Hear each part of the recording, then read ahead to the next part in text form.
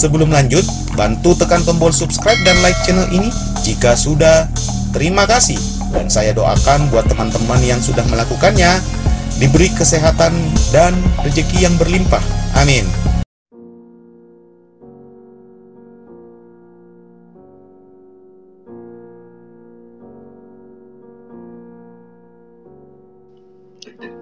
Dan kini sudah seminggu dia bekerja di rumahku. Jadi aku sudah tidak perlu repot-repot lagi memikirkan keperluan bersih-bersih rumah dan mencuci pakaian. Aku memanggilnya Mbak Juminten.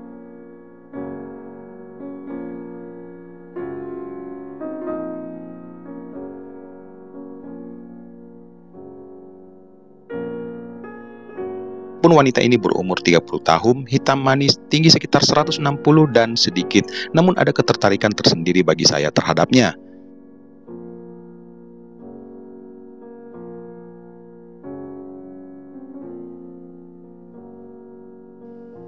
Mbak Juminten asli Solo. Dia ditinggal mati oleh suaminya 5 tahun yang lalu dan meninggalkan seorang balita berumur 5 tahun dan kini dirawat oleh keluarganya di Solo.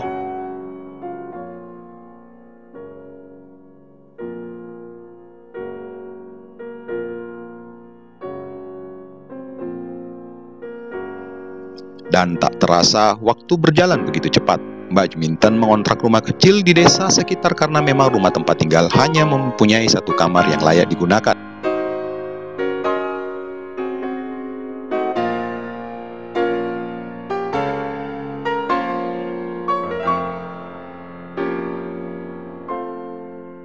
Memang kamarnya ada dua, cuman kamar yang satu ku jadikan gudang.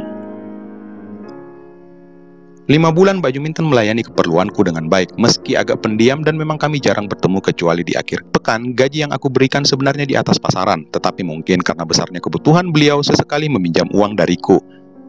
Belakangan Mbak Juminten meminjam uang lebih besar dari biasa.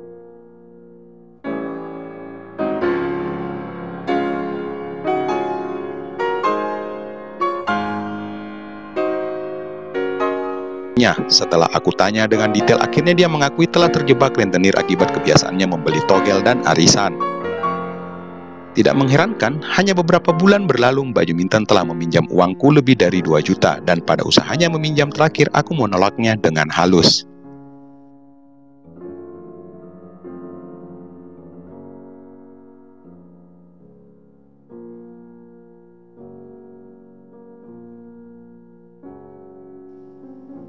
Pagi itu dia sangat bingung dan panik. Dengan meneteskan air mata, beliau mencoba terus memohon untuk memberinya pinjaman sekitar 1,5 juta untuk menutupi tuntunan hutang dari bandar judi togel di desa. Aku kembali menolak dengan tegas dan Mbak Juminten terus terisak. Aku memperhatikan wanita itu dengan seksama, wajahnya seperti kebanyakan wanita Jawa pada umumnya. Tidak cantik, tapi aku akui masih terlihat lebih muda dari umurnya.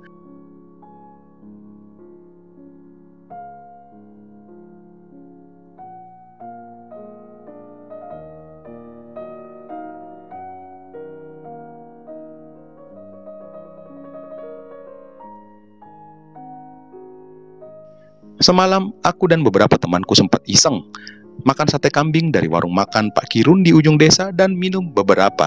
Pagi itu terasa akumulasinya. Kesadaranku belum begitu pulih. Aku mencoba menepis pikiran itu. Bagaimanapun itu bukan diriku yang sebenarnya. Mbak Juminten juga jauh dari tipe wanita yang aku inginkan. Terlebih aku takut dengan akibat yang bisa saja terjadi.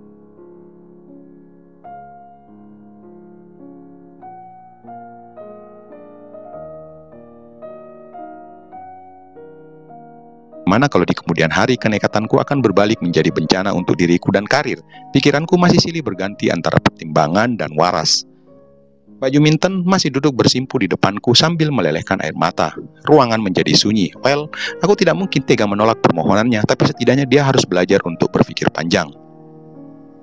Jangan duduk di lantai Mbak, di kursi aja. Saya jadi nggak enak. Aku mulai berbicara.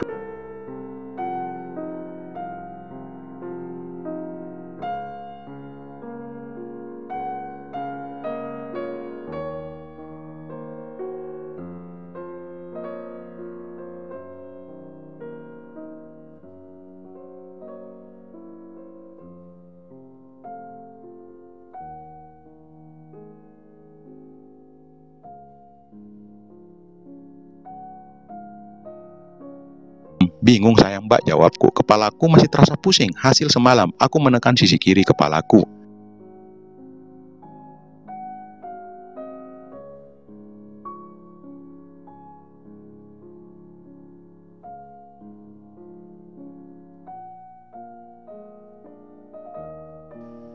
Kenapa Den, pusing?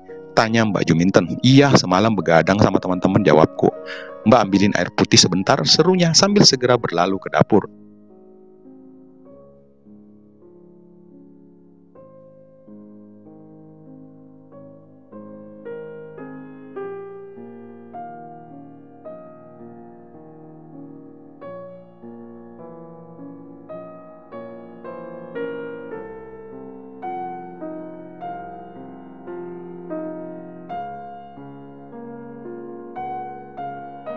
Makasih Mbak, ujarku ketika menerima segelas air putih dan minumannya perlahan.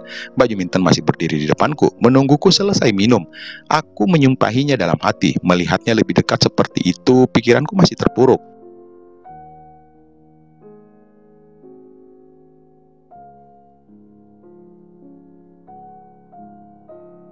Mbak, santai aja, kita bicarain dengan tenang, ujarku. Iya Den, jawabnya pelan. Gak kebanyakan Mbak mau minjam segitu. Terus terang saya keberatan, kayaknya yang kemarin-kemarin sudah cukup, ujarku mulai kembali pembicaraan. Sebenarnya utangnya 1.700.000 Den, tapi Mbak nambahin pakai simpanan di rumah. Tolong banget Den, Mbak sebenarnya malu banget tapi kepaksa, jawabnya dengan suara lirih. Waduh, jawabku terputus.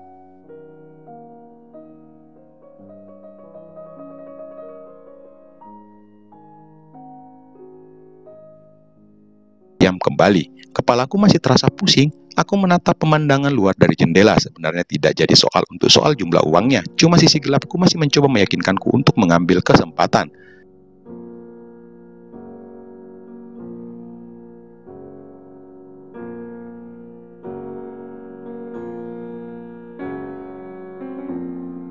Minten menatap ke lantai, pikirannya masih kalut. Dia menanti jawabanku dengan putus asa. Aku akhirnya menyerah. Biarlah, ini untuk terakhir aku membantunya dan berharap dia segera pulang agar sesuatu yang terburuk tidak terjadi pagi ini. Oke Mbak, sebenarnya ini berat buat saya, ujarku.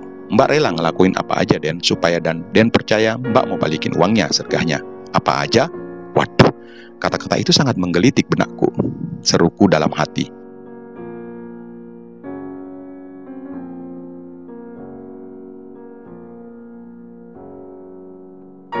Lakuin apa aja maksudnya apa nih Mbak? Tanyaku sambil tersenyum. Apa aja yang Den Agus minta Mbak kerjain? Jawabnya lugu.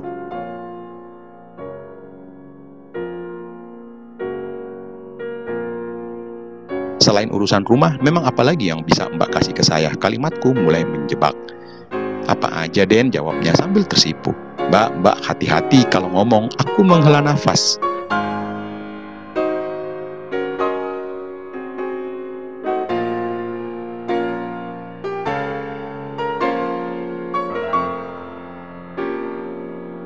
Tanyanya heran.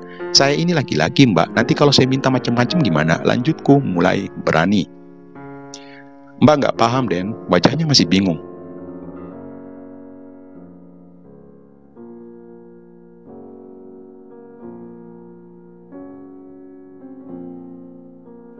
Saya mau ngelakuin apa aja, godaku. Ya sebut aja Den, nanti Mbak usahain kalau memang agak berat dikerjain, jawabnya.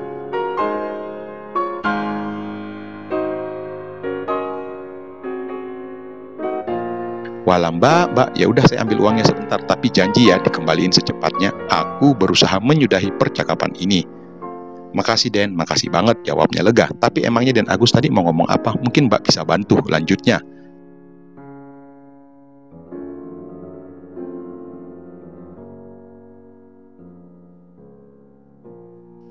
Aku yang tengah berjalan menuju kamar terhenti. Kali ini pikiranku sudah tidak terkontrol lagi.